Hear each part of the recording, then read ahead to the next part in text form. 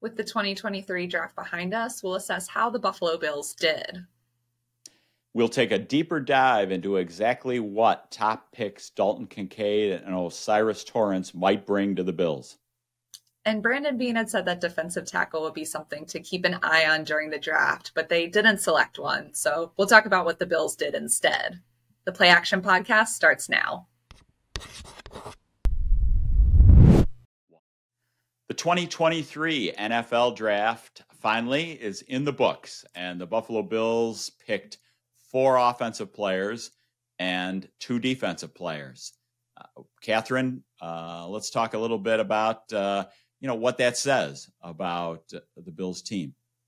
Yeah, I thought it was interesting after the draft that Brandon Beane said it wasn't necessarily that they just needed to go all out on offense, despite how last season ended. But I think, too, just kind of as a whole, it wasn't necessarily the most splashy draft from what they were able to do, just based off how many picks they had, who was available, what they thought of guys. But I thought overall they did solid. Yeah, I mean, I think one thing you can always say, there's an old Marv Levy saying, what you do speaks so loudly, I can't hear what you say. So the draft does not lie. The draft, what people don't like, there's no smoke screen. That people don't fake it on the draft. They pick what they think they need. So they tell you what they think about their team, right or wrong. It's what they think by who they pick. And the first pick was a weapon for Josh Allen for the middle of the field. That says all right there. That was what they wanted, especially when the receiver, there was a run on receivers, and the receivers we were thinking about heading into the draft were gone. And they still went a weapon in the middle of the field for the offense. So I think, and I wrote this in one of the columns, so Bills fans, you should feel good that Brandon Beane saw exactly what you saw in the Cincinnati game. Josh Allen did not have the quick, easy button safety valve throws. And I go back to, and again, we've said this before, but I love Isaiah McKenzie. Think he's a great guy. I actually like him as a player, but Josh would not throw him the ball. Josh didn't trust him. When you have a passing offense in 2022 in pro football or college football or high school football or peewee football, and you are not getting the ball to your slot weapon, that is a giant problem. So the Bills made a big statement there. Well, yeah, and they traded up too to do it. So I think not only were they like, okay, we need a guy here, but we're making it happen. I think I think maybe you were similar, Mark, was a little surprised in the moment of how they did it. But the more we've learned about Dalton Kincaid, how he can fit with this offense, we'll get into that a bit more. But yeah, I think it was a solid fit. And like you said, shows what they think they need for this team. Right. And then, he was kind of off my radar because they've never drafted a slot tight end. Again, we're going to have this. This is going to be a problem, what we call him as a position, but we'll get to that. But anyway, they've only drafted tight ends who are equal parts on the next to the offensive tackle, attached to the line, and slot receivers. This is a slot receiver. So, and then, the next big pick was a big lineman for the offense. That certainly bolstering the offensive line, again, helps Josh Allen. Let's talk a little bit about what they didn't do with their first 2 picks. Yeah, I know linebacker was such a question all this offseason. They're basically, they added Dorian Williams in the 3rd round, which, a little interesting considering adding Terrell Bernard that round last year. But I think still Brandon Beane has been adamant that they like the guys they have at linebacker. But I think that's still, he also has been candid that you don't just replace Tremaine Edmonds and expect no drop off. So I think that's still a really big question heading into this season of just what will that look like? Yeah, I agree. Tremaine Edmonds. 83-inch wingspan. I'm so excited about his wingspan that I dropped my microphone. And again, I go back to what they do speaks loudly. They all the run up to the draft. They talked about how, look, we like our in-house candidates, and we all said, is this just lip service? Well, you know what? Right or wrong, it wasn't just lip service. They really do believe in their in-house candidates, and we'll see how it goes. But they invested a third-round pick last year in Terrell Bernard. The one thing and this year's draft was bad. It was a bad draft for linebackers. The one thing about linebackers is it isn't just a traits position. Nobody had traits like Tremaine Edmonds. 6'5", 250, 83-inch wingspan. That's like, that doesn't come along. You don't find that. That's almost a once in a decade traits. Okay, but what makes Matt Milano great? Yes, he's fast, but he doesn't have size. I mean, he's 6 foot, maybe 220. He's 6 foot 224. What makes his superpower is his instincts. He sees it, hits it. Bam. It's his instincts, and that is one thing that Bernard is supposed to have. So they're trusting Bernard's instincts, and we'll see. But that was a giant statement, the big worry, middle linebacker, and they said, we like our guys. Okay, so let's get a bit more into the first two picks that the Bills took. Dalton Kincaid in round 1, Osiris Torrence in round 2. I think they can make a big impact for this team. Mark, what stands out to you about these guys? Well, again, as we alluded to, the slot receiver, middle of the field problem that the Bengals exposed, and even the Dolphins exposed in the wild card win with their blitzing. So we're going to be debating or talking about how should we actually label Dalton Kincaid, and tight end. I would present it as a misnomer. He is a slot tight end. He is a slot receiving tight end. He is an F tight end, a flex tight end, as they like to say in the NFL, as opposed to a Y tight end, which is Dawson Knox, who lines up next to the offensive tackle most of the time. So, I think in theory, here's why this makes so much sense. Again, because the Bills didn't have a slot receiver they trusted last year. The things that Kincaid brings, his size, when you think about McKenzie, and again, not to rag on McKenzie, but even Zay Flowers, the slot receiving weapon in the draft who went before the Bills took, small target. The reasons why Kincaid might work, bigger target in the middle of the field, really savvy route runner, works against zone because he is arguably the best catcher of the ball in the draft and has a great feel for spaces in the zone. Works against man when you think about some of the problems the Bills had out of the slot.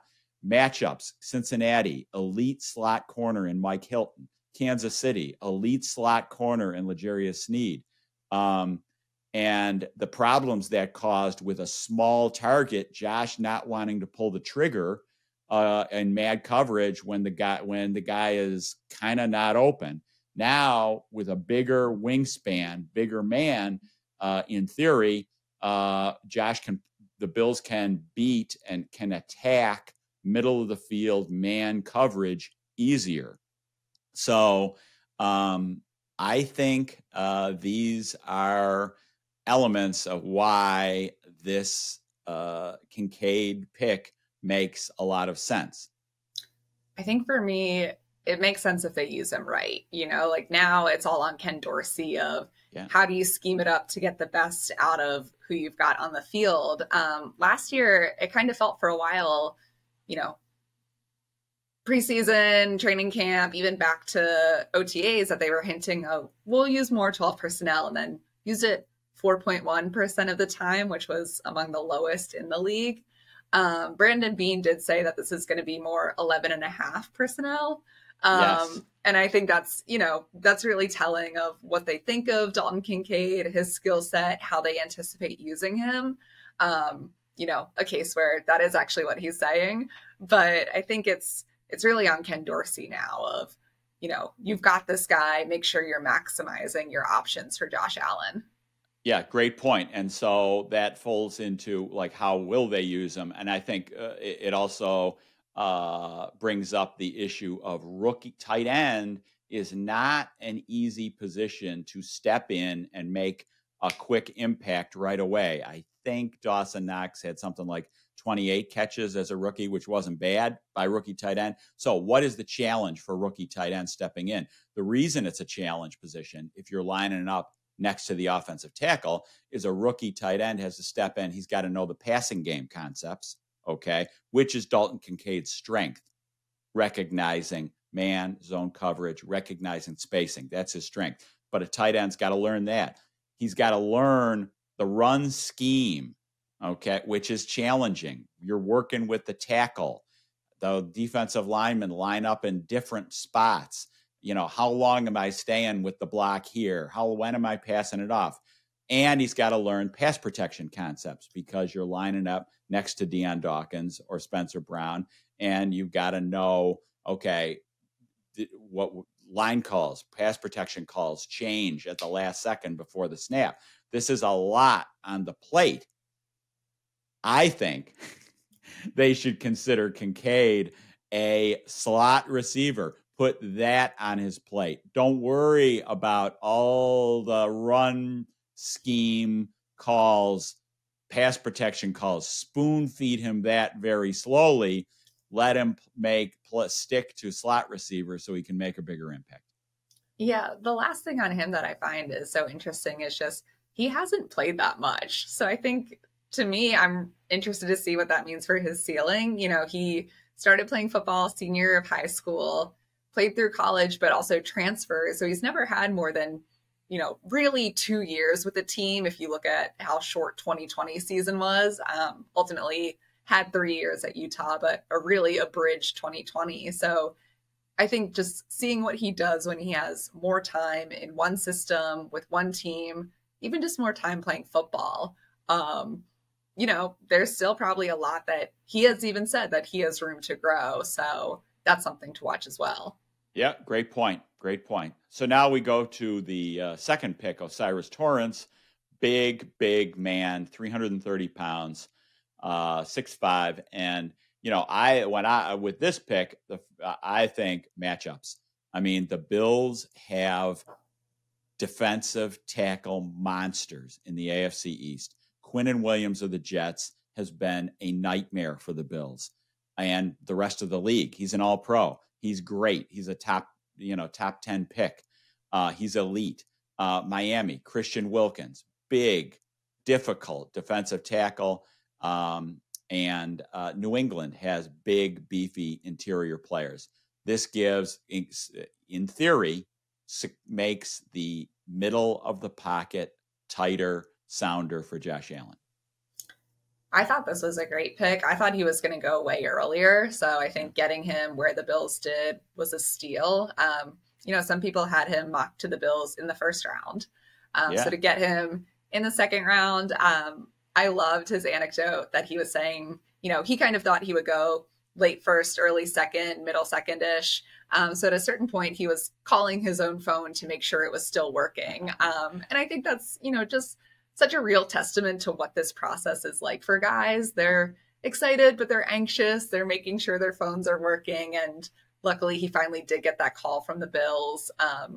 Again, just on a personality note, he wore a suit with pictures of his cat sewn inside for his first day at the facility. So I think he's going to be a really fun personality for this team, on top of what you were saying of actually, really bolstering the offensive line. Yeah, and you wondered going into the draft, or I wondered, they paid Ryan Bates a pretty good contract last year after he was offered a restricted deal by the Bears. They matched it.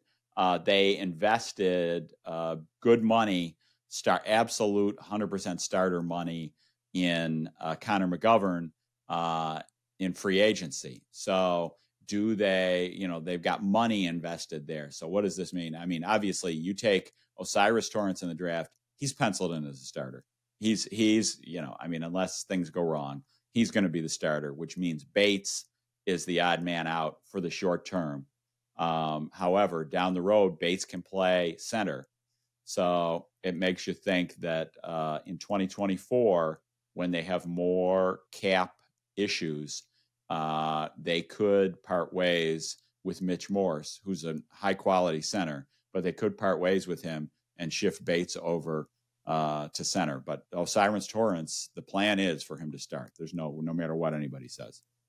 I will be a little interested just because I know they love to sometimes, make guys work for it, earn it. And so maybe that's just what they'll continue to harp on until it actually comes time for games. But either way, he's someone who's going to make an impact. The Bills did not draft a defensive lineman last weekend, but they did make a fairly significant addition by signing veteran Poona Ford, defensive tackle from Seattle. Katherine, you wrote the story for the Buffalo News. What do you think about this move? Yeah, so they're bringing him in on a one-year deal. I immediately went back to Brandon Beane's quote from after the draft of him being like, I wanted to get one, I couldn't. We're going to start making calls. We're already talking to guys. Stuff is in the works. And then come Tuesday, they've got a guy. So I think this was a really strong addition, bringing in Poona Ford, just with his skill set, what he can do for this defense. And it doesn't necessarily address the long term of they still don't have anyone under contract after 2023. But this is a nice see how he fits in here as you figure out what else to do with this defensive line after not addressing it in the draft. Yeah, I mean, this is a guy with a lot of experience and credentials. Now, let's not go too overboard. I mean, he's, a guy who's had 2 or 3 sacks the last 3 years. But he is a little versatile, can play the 1 technique and the 3 technique, can also kind of play head up. Seattle plays a different front. Be interested to see if the Bills do some more of that. Seattle plays a 3-man front typically on first downs, but it adds competition. They have 4 proven defensive tackles, and their starters Ed Oliver and Daquan Jones, and then Tim Settle and Jordan Phillips. So this is a 5th defensive tackle who you could see being number 3 or 4. He probably has as good or better credentials than Tim Settle. Jordan Phillips has been a better pass rusher in his NFL career than Poona Ford. So it creates more competition and creates the prospect of them keeping 5 defensive tackles. They have 5 proven defensive or veteran defensive ends as well on the roster. They kept 9 basically last season, but we're looking at the prospect of Von Miller starting the season, not ready to start the season. Yeah, still to be determined on that. He's obviously optimistic, but timeline-wise, very possible they won't have him.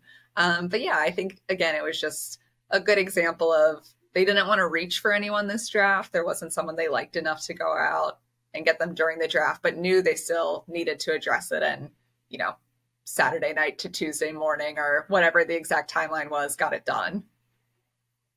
Yeah. So, I mean, I'm fully expecting Von Miller not to be ready week 1. That's again, to be determined. We'll see. But if that's the case, they've got 9 veteran defensive linemen, with the 5 defensive tackles now, who I think are all worth keeping on the roster. And then Shaq Lawson is the 5th defensive end or the 4th defensive end if Von Miller isn't playing. Yeah, so still plenty to talk about this off season. We'll be back with another episode next week. So make sure you find us wherever you get your podcasts, on YouTube or on buffalonews.com. Thanks for watching.